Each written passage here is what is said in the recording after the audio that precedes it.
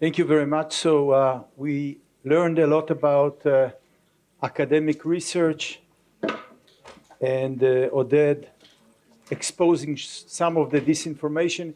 And now we are going to move to the business side, or to the panel of companies that actually fight misinformation or actually work in this field with the organization and companies. And I will invite the moderator, Itai Yonat. He's the owner and CEO of Intercept 9500. He will represent and call the CEOs of the company. Thank you very much, Irad. I must say, regarding all the research we've seen here, that for many years I was bitching, sorry for the word, about the impracticality of the research in universities, and these research papers that we've seen here are amazing, and hopefully will be practical. I'm looking at the watch not because I am going to talk with my wife, just because I need to take time. So sorry about that. Okay, so I am Itai Yonat, CEO. As Irad presented, my company is doing what we call influence defense.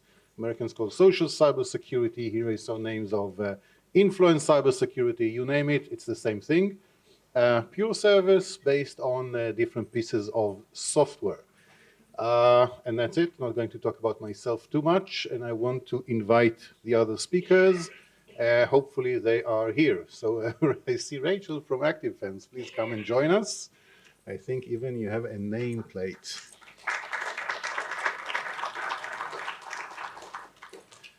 Okay, Daniel from Brinker.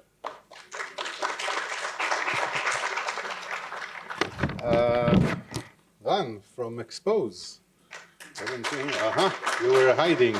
And last but not least, Naveh. Naveh from Spikerz. Since we don't have time for anything, we'll do it like in a sprint. So we'll start from left to right, something about 1 minute. Try to be very brief. You know, name, company, and 2 sentences about the company, so the audience will be able to understand the differences and why you're here and why it's going to be very interesting. Rachael, please start. Hi, good morning. My name is Rachael. I am the VP of Geopolitical Risk at ActiveFence. At ActiveFence, we are working primarily with platforms, large language models, also governments and corporations. We're focused on detecting and thwarting malicious actors online, among those in the information warfare space. Good morning. Before I introduce myself, quick question. Who used ChatGPT or ChatCloud in the last 24 hours? Okay, I see a lot of shy people. Who asked the chat what to buy to his wife or husband as a present? We are the only one to do it. I'll return this question later. I will take you 2.5 years back when we in XPOZ thought how to deal with influence campaign, and what we understand that actually disinformation and misinformation is an AI image or text, actually a tool to use to manipulate people. So the problem is manipulation. And if we want to deal with the manipulation, we have to find the manipulation network. So we built our platform and we found a lot of manipulation and synthetic network that we called it. And fast forward 2 years when we look on the ecosystem and we saw that people can build anything they want with a text. We don't have to be engineer. So we look what our customer wants, they need, and we did a pivot. Today, we take all our data and our insight and our model, and with MCP, we connect to any AI agents and chat. So you can ask anything you want with the chat and get your answer. So you can get a dashboard, you can get a report or lawsuit, and if you want to ask what to buy to your wife, You just need to ask. You get 10 trends from the social media. My name is Ravner, and I am the CEO of XPOZ. Thank you. Hi, good morning. I'm Daniel. I'm from Brinker. We are a narrative intelligence company, which means that we don't look at the signifiers of a discussion, the keywords, the metadata. We look at what people are actually saying, because it's a narrative war. Disinformations are stories meant to create a change, with disinformation a negative change for the common good. And we can collect information from more than 100 sources all across the web. We can automatically find what are the discussions that pose a risk for you, regardless of platform, regardless of language, regardless of time. And then on top of it, we offer automated mitigation, so you can actually do something about it. That's us. Hi, everybody. Naveh, we're from Spikerz. We do things a little bit different. We understand that the number one risk, of course, from our thesis is that disinformation is, or the highest risk from disinformation comes from the actual brands themselves, from the actual accounts. So, of course, there's a lot of influence coming from outside, but what happens when Disney says, here's my crypto coin, you should buy it, from their official accounts, right? So people actually go and buy it. So we protect the social media of brands, and we look at it from the core of the company, meaning their assets, and from there on out, we're starting to protect their identities and brands so that those disinformation attacks won't spread from the brand accounts themselves. Okay, microphone, please. Thank you very much. Ran, military precision, time, please. Guys, we need to continue, but I want to give you my perspective. ActiveFence is a service company, and I'll push Rachael to talk about defending AI because this is the uniqueness of the company. I think that with most of other fields, they have competition, like my company, for example. Brinker and XPOZ technology companies. I must disclose that my company is working with both software and many others, not just these two, but in a way they compete. And Spikerz is different here because they defend the assets of the company and not are looking outside to social media. So it's different perspectives over the market. And to you, Rachael, to start, can you very briefly talk about the changes with the landscape that we have, and then, because we don't have time, zoom very fast to AI changes that we're all having? Sure, no problem. So one of the things that we're deeply focused on at ActiveFence is investigating networks, information operations. We've been in this space for 6-7 years. So we've seen some very palpable trends in the last 2 years, all of which are obviously very hyper accelerated by AI. The first is we see a distinct trend in the outsourcing and professionalization of influence campaigns. Big threat actors, this used to be kind of the mainstay of state agencies.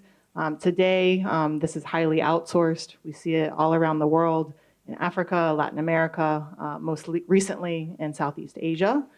We're also seeing hyper narrative engineering. So once upon a time, state actors would kind of blast the ecosystem with main propaganda, but we're seeing very, very micro-targeting to specific audiences across, specific platforms, specific languages, and for specific targets. And the third trend that we are seeing as of late is a convergence between different domains. We see a convergence in the cyber world, the influence world, and the physical world. So we're seeing hacks and leaks then being amplified by influence campaigns. We're also seeing kinetic events in conflict zones, fortunately here in Israel and also in Ukraine, being followed in very tight sequence with influence campaigns. And we're also seeing kind of real world provocations, people being recruited and then activated on low moderation platforms like Telegram, going out and doing provocative events like graffiti or bomb threats or hanging posters, and then these networks kind of amplifying that as raw content. So all of this is being supported and scaled by AI. And for the most part, we see AI operating in an assistive way. So as I mentioned, content, it's enabling the high volume content generation through the whole cycle. So drafting, editing, optimizing messages, and also translating. This is all being done very easily and in a scaled approach. We're seeing AI being deployed for deceptive purposes. So creating images or videos that are kind of the narratives themselves of disinformation. And we've also seen a very, very big uptick in impersonation of news media outlets. So this is how we've seen AI kind of operate today. But it's important to note that we are starting to see the beginnings of malicious actors utilizing AI to operationalize workflows. We've seen this recently in the cyber world. It's a matter of time before this transitions into the influence world. So I think that we can expect to see this threat really kind of grow in information operations and campaigns at a massive scale in the coming years. Microphone to Naveh, please. Naveh, since you are on the other side of the panel and other side of the market, can you give us your view on AI? Sure. So as I mentioned, we do social media security for brands, again, looking from the asset and from there on out. And what we saw is that there was a gigantic shift in attackers utilizing AI. So 5 years ago, you would have a Nigerian prince doing phishing over SMS with misspellings and bad grammar. And right now, we see attacks that are honestly scary. We see personalized attacks. We see tools that scrape the entire company's social media, understands the hierarchy. A manager sends an email with the photo of the person, with everything. They know exactly what event they were in 5 minutes ago, where they're going and why, and sending a very personalized message, and people fall for it, and it's honestly scary. And the defenders, right, the companies themselves has 10 fingers of people. That's what they have. This is the best case scenario. Usually they have just two because it's mobile phones, okay, and social media. And attackers have 5,000 AI agents scraping everything, automating flawless attacks in scale that we haven't seen before. And this is the reason I gave Disney as an example because they just got hacked a month ago, but this is the common thread. We see Binance getting hacked the day afterwards, FC Barcelona the day afterwards. AMC, the media company, just got hacked last week. We found 2 giant vulnerabilities in Meta. Actually, they worked very fast to solve that, which was amazing, but companies are not equipped to protect themselves against AI. They just don't. And we see this change also impacting the employees of those companies because they're the ones getting those attacks. Now, you as an employee getting hacked on a personal level. Now, what the company does to protect you, right now, basically nothing.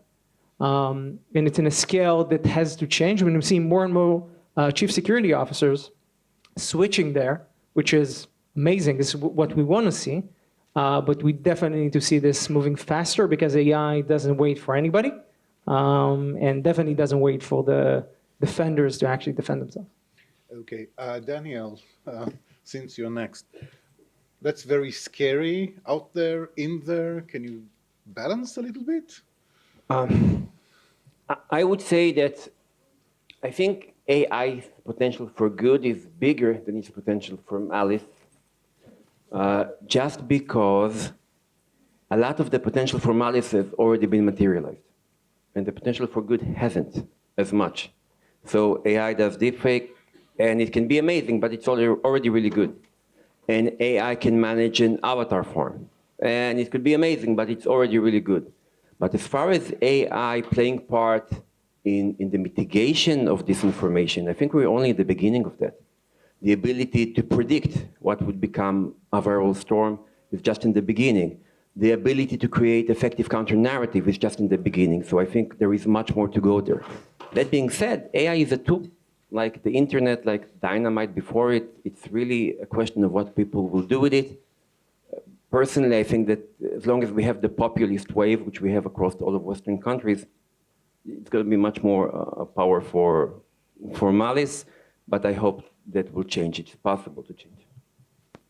We must make you a medicine appeal for everyone to relax and not be so scared from AI. Yeah. Ran, can you give us, please, some kind of a case study that shows? Yeah.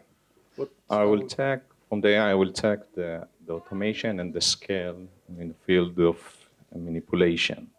So we're working with Jewish Federation in Montreal, and they build a team. The team have the security guy, the one who lead the fight in the social media, and one analyst. And actually they use also volunteers. There are one lawyers, students, and the community, all of them to fight social media. And if you want to fight with AI at scale, you have to bring data and ability that you have to be simple, that you can ask any question you want and get your need. So the lawyer can get his evidence, and the analyst can do a profiling, and the one who lead the team have to measure the impact. So we build a system to measure the anti-Semitism. So now the Federation took all the needs and start to build agents. So one lawyer is 10 lawyers, the 2 students are 20 students, and this is the way actually they believe and think that they're going to fight against anti-Semitism in social media. Thank you. It was short. That was quick and okay. Rachael, I really want to talk about what I've already mentioned, which is AI poisoning. And I think that in many cases, and friends I talked to, I sent everyone to go and see Mission Impossible, the last one. There are 2 chapters. I'm talking about chapter 1 of the video, and where this malware, worm, whatever it is just corrupting information. And the world is scared of losing the truth or whatever happened. So it's, I think, 1 minute in the movie, but it gives the impression. What I'm trying to say is that I was sitting in the cinema watching the movie and saying, that's not the future, and that's not science fiction. This is our everyday reality in the influence defense, and ActiveFence, I think, are the best case study to understand that. So, Rachael, please. Sure. Okay. So first, I think it's important to say that we're still in early days in this specific threat, but we're definitely seeing the signals of kind of large-scale poisoning of our information ecosystem.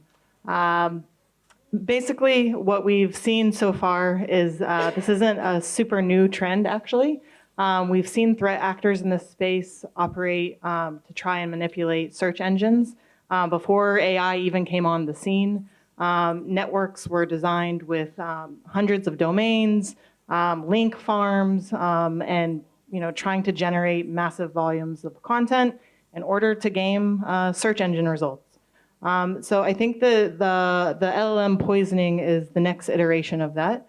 One of the main case studies that's discussed that we see kind of the intent around threat actors to move in this direction is a network called Portal Combat.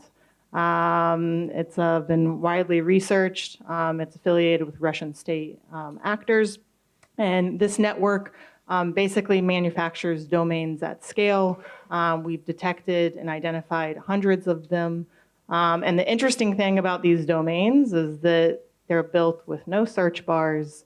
They don't have good scrollability. The formatting is horrible.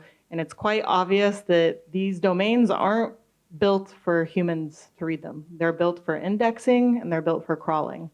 And there's so many of these domains, the estimate is they likely produce 3.5 million articles a year. That is an immense amount of content, and this could potentially poison data training sets. So we have the intent. We've heard from a lot of the large language models that this is a palpable threat. Data poisoning is a palpable threat. There was one research study, I believe by Anthropic, that said that all it takes is 250 malicious samples of data to start to impact the behavior of a model. So we haven't seen large-scale poisoning yet, but the combination of the intent and this being a tactic that we've seen by threat actors in the past and feasibility means that it's something that we very, very much need to pay attention to. Thank you. And Naveh, next question to you. You mentioned something like, if I'm not mistaken, disinformation security, which to me sounds like very much cybersecurity. Can you elaborate a little bit more about this term and give some kind of an example, case study? Sure. So when you look at the threats, right, it's basically you look at attack vectors, right? How do people attack other people or other companies? Marketing in general, anything to do with open web, it was always the easier part to attack because security was never involved there. Okay, so marketing teams are completely afraid of security teams, and security teams completely don't want to handle marketing teams. Why? Because just how the world has been for the past tens of years. And if you think about it, right, whatever you eat, whatever you wear, whatever you see on TV, it's all brand. It's all things that we all know. But where do people, interact with it is social media, is marketing, is on billboards, and so on and so on. Now, because of it, and if you're thinking about it, then the impact there, if I'm successfully breaking in, for example, the social media of a brand and spread disinformation, misinformation out there, this has the biggest impact, right? But I just told you that marketing was never tackled with security, so there's no security measures usually for marketing systems. Therefore, if my impact is the highest and it's easiest for me to attack, it's the number one attack surface. And this is what we see. This is basically disinformation security, meaning attackers are using AI in places there's no security and the impact is the highest. And they're able to manipulate and use that for their advantage, whether it's political view. For example, one of our customers is Sesame Street, and they were attacked. Elmo, the red figure, the red character, got hacked, and he spoke about Trump being Epstein and so on. I won't quote what he said because it was terrible. But this was used by an attacker, sophisticated attacker. It's not a kid at home trying to hack somebody. And we see that across the board. Last week, the AMC one, also about Trump, also about political. But it can also go to the world of finance, right? So when you hack, again, I give an example of Disney because it was actually what happened. They promoted a crypto scam, or McDonald's, or Ford, or even the SEC. So the SEC got hacked. They promoted the Bitcoin ETF before it was actually live, right? This changed public markets, one tweet, right? So we see this attacks happening in the past couple of years, and fortunately enough, more and more security companies and chief security officers are moving there because they understand they're the only one in the organization that can actually protect it. Because marketing has no clue how to protect it. And security teams are starting to gather that into their own domain because somebody has to solve it, and it has to be somebody inside the organization using outside tools. Daniel, I see you're nodding with your hand, Yeah. with your head, sorry. We saw some research about why disinformation is so successful, and we understand now that that's a very a useful and effective way to hack the operating system of the human being. It's not a Microsoft, it's something else, but still operating software. Do you have some positive thoughts about it, or could you at least explain from our perspective in the business world why disinformation is so successful? Well, disinformation is successful because, especially these days, I think we are in a perfect storm that allows for disinformation to be such a huge issue. Because first of all, for the malicious actor, I think it's the best ROI. if you want to a ransomware attack that requires skills, if you want to wage a war, that means human lives. But if you create a few avatars, spread a lie, it might work, it might not work, you can disappear. From a technological standpoint, the social media platforms are really built for kinetic power, for disinformation, because without bots, they can't really show growth. They really thrive on the engagement business model, which does much better on hate and rage than it does on truth and complex issues. From the regulation standpoint, which is mostly education regulation, definitely right now we have a lot of politicians that kind of benefit from disinformation, so they're not pushing for any kind of guardrails.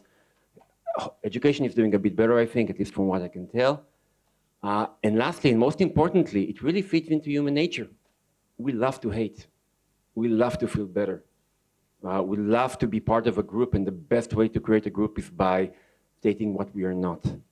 And I think we're at a point where all of this comes together perfectly. But I'm kind of hoping human history has a pendulum motion.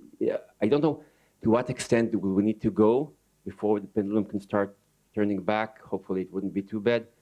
But anyway, that's my optimistic note. Ran, with this optimistic remarks, can you give your perspective, your view about I don't know, what is coming next? 3 years from now? 3 years from now, wow. Influence campaign costs money, actually a lot of money. And the obvious answer will be automation and scale. It will be cheaper, we said AI. But I think it will be different because the next campaign will be personalized, each individual.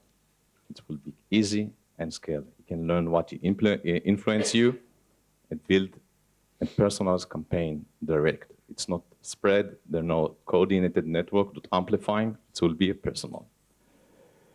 I think the second challenge, it will be the LLM models. We've seen that people want to manipulate the models. If you ask now a question, AI, ChatGPT or Claude, and you get answer, you ask where you got the answer, it show you where you take the data. And people want to manipulate this data. And I think this is the challenge will be in the 3 years. Great, thank you. One thing that bothers me, I'm not sure it bothers you, we have been talking now for almost half an hour about AI, and no one mentioned deepfakes. A year ago, or maybe it was 2 years ago, I was talking in Tokyo University, and deepfake was the entire conversation. And everyone was expecting the world to collapse because of deepfake. So a quick surprise question to all of you. Deepfake in your field, from your perspective? We see it already at a very large scale, especially in the political arena. And as I mentioned before, a big thing that we're seeing are synthetic journalists. So it may not be impersonating a particular person, but it's impersonating a person with authority, even if they don't exist. And this has a big potential to obviously have wide implications. But yeah, we're seeing deep fakes all across the board, in emerging disinformation by threat actors, by everyday users as well. It doesn't have to be so sinister. People who just want to make trouble can engage in that. I agree. We see it a lot. The average year is 40, 45. And I asked my kid, I show him on Saturday a picture of him when he was a child. He's 15 years old. And I say, yeah, look at you, you're actually a nice kid. He said, no, it's not me, it's AI. So yeah, it's really you. It's really you in the picture. I said, no, it's AI. I said, it's you. Today you have a mustache. This is the difference. And I think we talk about fake. It doesn't matter. The thing is, if there is manipulation beyond, what is the infrastructure who want to manipulate you? So we're going to see more and more deep fake, and I don't have the answer how we can stop it. I'm going to apologize. I'm going to do some selling from stage. He set me up. I really had no choice. it's expected that by the end of next year, 90% of all content on social media is going to be fake. Now, if everything's fake, then a valid question is, what's the point of deepfake detection? And we were faced with the question, we figured, all right, so what is always remains true for any OSINT analyst who's ever been here is to understand the intent. Some things are fake, but because everything is fake, it's not an issue. And some things are authentic, but because the intent is malicious, it's a big problem. So at Brinker, we have a feature which not only measures the forensics of a media, but also looks at the intent, which allows you to get a much bigger view into what you should really worry about.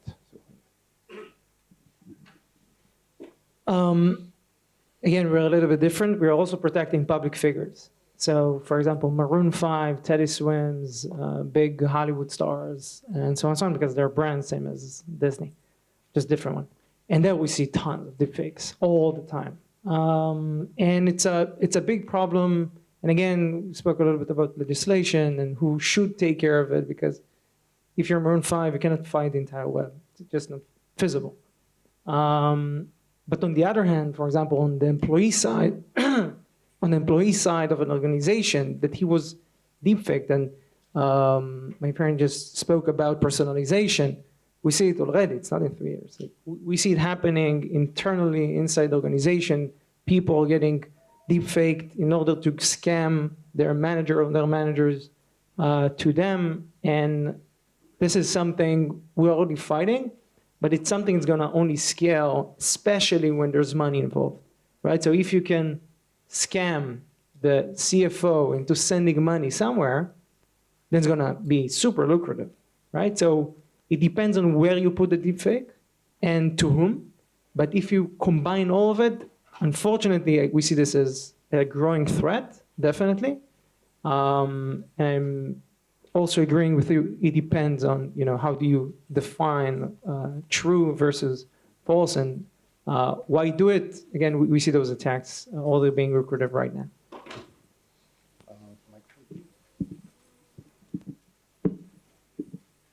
Okay, thank you very much. Those up there, there's a lot of space. You can just sit, no need to stand up. But if you wish to stand up, then please be my guest. A few sentences before we go to questions from the audience. These guys that are sitting here are those who are in the trenches, those who are fighting what is out there, those who know what's the very front line of the attacks. Unlike the academia that does research that not always is practical because of many issues. Like the annoying issues of, being honest and open and telling the people you are doing the trial on them that you are doing a trial on them.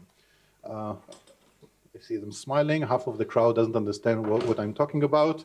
So, Professor Kobayashi, I apologize, but I want to say 2 sentences about your experiment. Experiment in real life. Imagine that you want to put some messages and measure how effective they are. And now, do you do it without disclosing the fact that this is an experiment, or with disclosing the fact that it is experiment? If you disclose the fact it is an experiment, then you most probably destroy the experiment. But if you don't disclose the fact that it is this experiment, then are you doing something ethical? So the academia has so many headaches. Here in the trenches, those who keep themselves moral, and these guys do so, have a lot of issues of how far can you go with the defense when you collect the data. What data do you collect? Do you violate privacy or not? Do you want to defend people at what price? And the dark side of the industry is the attackers that we call the mercenaries. These companies or personas that are running the attacks, in most countries, it is being regarded as not ethical, but then there's a question here. We all stand here and talk about, I'll stop talking, thank you. We all talk about it's not moral to lie, and we need to check the facts, and we need to find these campaigns.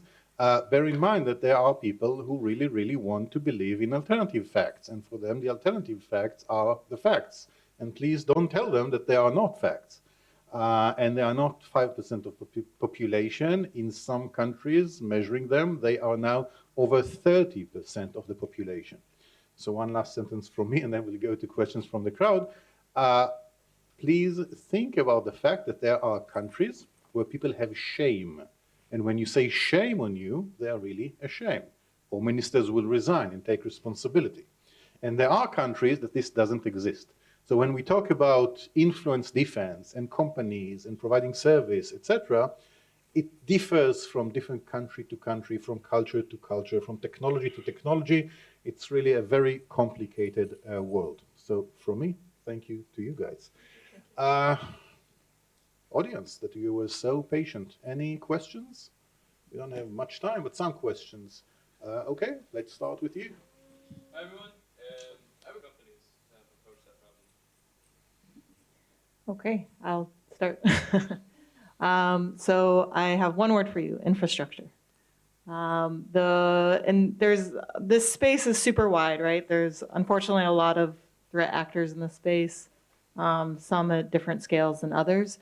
But the most pervasive threat actors, they need infrastructure to operate. And this is the best way to have highly validated attribution.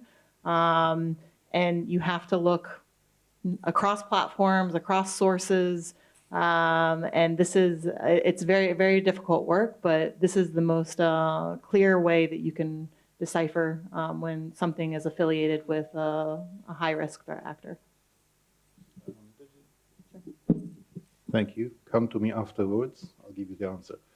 There was a nice lady on the left side. Yes, please. I think that infrastructure-wise, the best way to do it is education.